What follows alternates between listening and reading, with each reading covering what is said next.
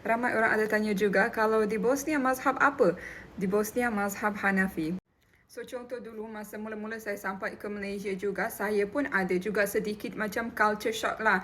Contoh pergi masjid, saya tengok orang solat, oh tak samalah macam dekat sana. Dekat mazhab Hanafi ada juga banyak kita solat sunat, ada sebelum fardu, ada selepas fardu.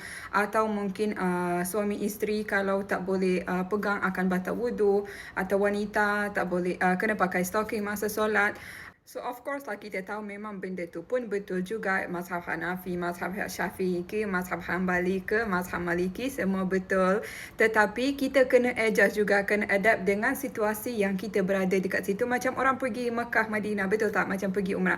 Tapi satu cerita sebenarnya yang saya agak macam terkejut sikit, saya pernah terbaca dekat social media yang pasal seorang wanita mazhab Syafi'i kahwin dengan lelaki mazhab Hanafi.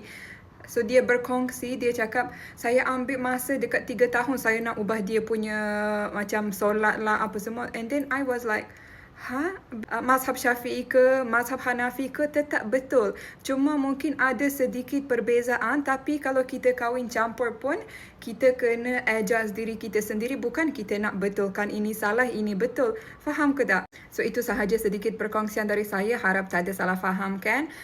Kalau korang ada mungkin culture shock macam tu, pergi ke negara yang mazhab lain, cuba korang kongsi apa yang korang perasan yang tak sama macam mazhab korang. Cuba komen.